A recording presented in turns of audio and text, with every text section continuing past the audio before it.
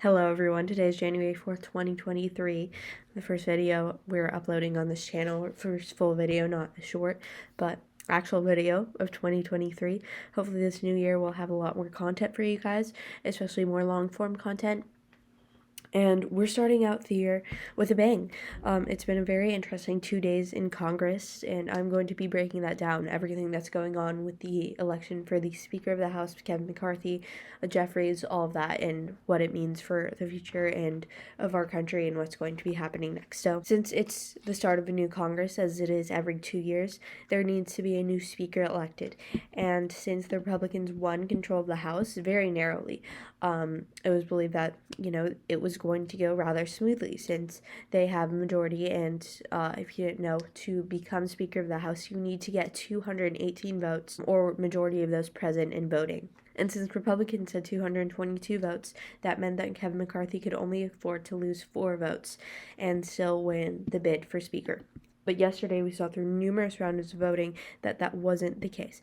And it was very interesting to see our representatives fail us and go through so many different rounds of voting where nothing actually happened and progressed. Actually, we got further and further away from having someone elected to Speaker. So Hakeem Jeffries, the Democrat from Brooklyn, I believe, in New York, every single Democrat in the House voted for him. Everyone from Alexandria Ocasio-Cortez to the more moderates and Jimmy Gomez and everyone else who was there, they all voted for him and backed this one candidate. He got nominated for all 6 rounds, won all the Democratic wins in every round, and no matter what's going to be happening with the Speaker election, he is going to be the minority leader.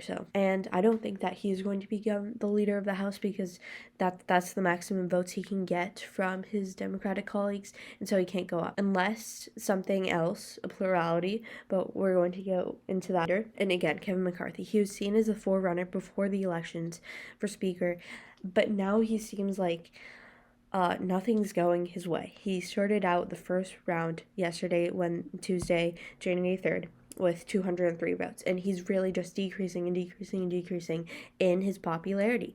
In the last couple, in all the votes today, the 4th, 5th, and 6th rounds, he lost 1 vote, not to the other challenger, the anti-McCarthy challenger, but rather Victoria Spartz voted present, which means that she's just acknowledging that she's there and she's not voting for any candidate. And it might have been a present vote because she didn't want to vote for McCarthy nor the other candidate, in this case being Byron Donalds, who it was very anti, Ukrainian support fund and all that, and Victoria Spartz is Ukrainian, so that could be part of the reason she voted present, not a full switch over to Donalds, but nevertheless, it's 1 vote down for McCarthy. He's getting farther and farther away. And again, out of the 222, he could only afford to have 4 dissenters and still become the Speaker for the House. And he's gotten way more than that. He, at this point, needs to get 17 votes back. Otherwise, and there was no really clear end in sight.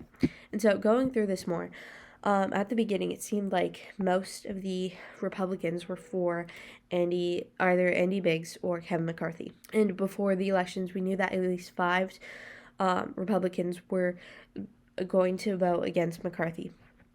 But we thought that, McCarthy or other people would work on it to get at least one of those people back on his side. But what happened on Wednesday during the first ballot was very surprising to all of us. Because not only did 10 people vote for Biggs, 6 voted for Jordan, Jim Jordan of Ohio. No, Biggs of Arizona. And then 3 other votes for 3 different people, one of which was Byron Donalds, but we'll talk more about that later. But basically, this entire time, the votes have been switching up. There have been different things in this block, as you see here, of these 20 or so Republicans. They've just been staying with him for a while now, with whoever the anti-McCarthy candidate is. So at first it was Biggs. Biggs had said that he wanted to run against McCarthy. Even in November and October, he was saying that he wanted to run for Speaker. He's from Arizona. He's been in the Congress for a while. Kevin McCarthy, again, he's been the Republican minority leader for the last 4 years, been in Congress for longer. And so he's been vying for this job for a very long time. And then we saw that a lot of Republicans voted for Jim Jordan of Ohio.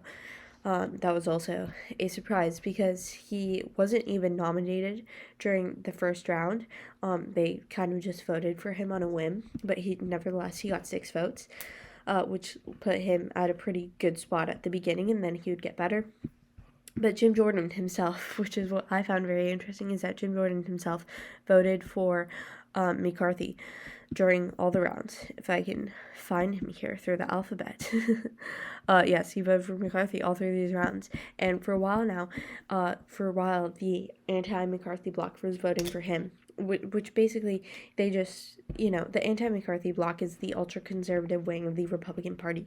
And this divide really shows, all these other Republicans are just voting for McCarthy over and over again.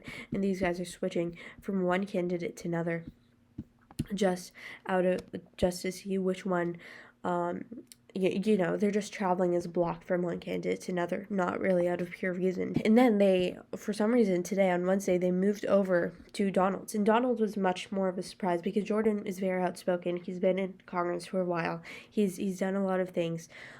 He's in the Freedom Caucus, I believe it's called. But Donalds, he's just going to be sworn into, if we can get this vote for speaker turned out, he's going to be sworn into his second term as a congressman. And he's a freshman congressman, and he hasn't done much and is rather inexperienced. And so it was very surprising for them to all be backing Donalds. But it seems that at this point, the anti-McCarthy bloc will vote for anyone, even as ABC put it, Mickey Mouse, against McCarthy. And again, the Democrats all are voting for Jeffries, not one dissenter in this block, which is very interesting. But we see this. I think that it speaks to the larger situation of the country, and that there are multiple legs and divides between the political parties. This block in and of itself is preventing us from getting through any legislation. And you could say it's from other people, or the Democrats, they could vote for McCarthy to get things moving, but really it's this bloc in particular that is just not moving forward with anything. Because if you didn't know, until there is a speaker elected, none of the members of Congress can be sworn in. They cannot do any business, no bills, and forget like healthcare funding bills or anything big like that. They can't even work on mundane things like government lights and water systems and everything like that. And so Congress is really at a stalemate and at a stop at this point. The New York Times put it best. They said something along the lines of, it was really interesting, but they said something about how, essentially rendering it as a useless entity. And that's what Congress is at this point. It really is a useless entity that can't do much else because of all our officials as a whole, but especially this anti-McCarthy bloc. And at least 5 of these, or 5 to 19, whichever way you want to put it, but 5 to 19 of these, of this bloc have said that they are never going to, on any circumstances, would vote for McCarthy, no matter what he promises to do if he were elected speaker, nothing, and that they keep on telling him to drop out and withdraw from the race. And so a lot's been happening. Again, the Freedom Caucus, which is the anti-McCarthy bloc, it's very interesting what's going on in Congress right now because nothing is moving forward. And again, this hasn't happened in 100 years. But what I was speaking about earlier was if they vote to choose a plurality, which a plurality, if you don't know, is instead of over 50%, it's the biggest portion. And so if they do green light to pass plurality, then as it stands right now, Jeffries would become the Speaker of the House since he's the most votes out of every one of the candidates. And so that would be very interesting. But again, I think that if that were to happen and if they green lighted a plurality, they wouldn't do that unless McCarthy had over 212. But as it stands right now, since 5 to 19 of The Freedom Caucus has said that they will not, under any circumstances, vote for McCarthy. Something else needs to be done, because even 5 dissenters means that he cannot win. He can only afford to have 4 dissenters not vote for him in the Republican Party. I don't see any path going forward unless they greenlight a plurality, or if McCarthy's somehow able to win more votes either from Donalds or from Jeffries, which it's very unlikely that votes come from Jeffries unless the Democrats twist McCarthy's arm in some way or another, having him promise them different policies or things that he'll vote for, maybe giving them a step up in committees. But whatever it may be, this is not turning out well for McCarthy. Didn't expect this to happen. I think that he even this morning described it as not a battle. Which that couldn't be farther from the truth, because what it really is just a battle.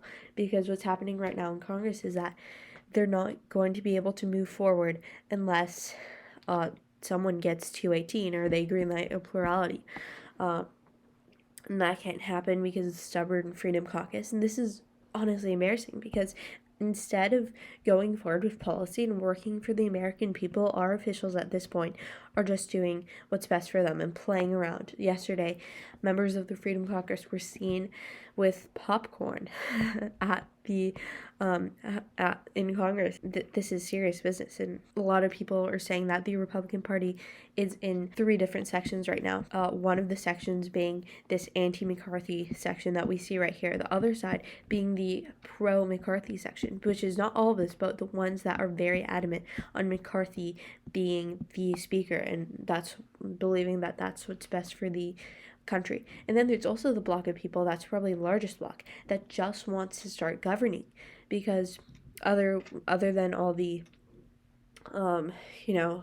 bad things that's associated with politics, a lot of these representatives really do just want to start passing bills. A lot of these representatives, it's their first time getting elected to Congress, and so they showed up yesterday with their kids and their parents and their families to be sworn in and celebrate the day, get settled into their offices, start their new lives as being an elected official in our government. But that didn't happen because again, because of the Freedom Caucus, because of this voting bloc who refuses to budge at all, and really doesn't care who the candidate is, as long as it's not McCarthy. I think what's best for the country is if we can move past this and get something to actually happen, because after 6 rounds of voting, we have not made any headway. Nothing has happened that didn't happen today. It's just been a repeat of yesterday, if not a worse repeat. Something that I found really interesting is that last night, I believe it was, Donald Trump called many of the members of the Freedom Caucus, telling them to vote for McCarthy. And as you can see, not one of them budged. They didn't move at all.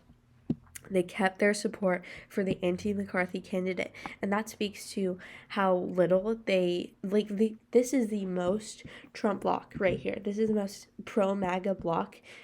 Probably some of the most pro-MAGA people in America, some of them.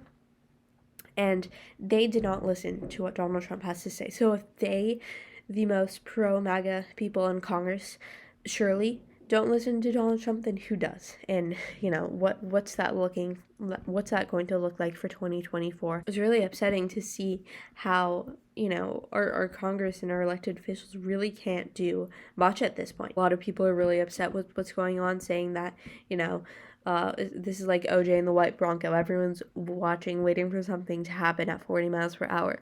Is this a less bloody version of World War I? At this point. Nothing's going on, and there needs to be something done, because at this point, all we can see in sight is more and more votes coming through of the same things. McCarthy maybe gaining 1 or losing 1, going back and forth like a weight that's constantly moving up and down. And so nothing's moving forward at this point. And so the members of the Republican Party have to self-reflect and see what they want for the country, and if they want to keep this useless and nonsensical war going on, or if they actually want to start governing. And hopefully they'll choose the latter. Hopefully something will happen, because at this point it just seems ridiculous that they haven't been able to choose a speaker. I'll keep you guys updated, but this is a very embarrassing moment for the country as a whole, for our nation, for Congress. everything, honestly, because if they can't get through this first hurdle of electing a speaker, which is, supposed to be the most mundane thing, really just a formality, then what's going to be happening for the next 2 years? How's this Congress going to move forward, and how's it going to vote? Thank you, and I'll see you guys next time.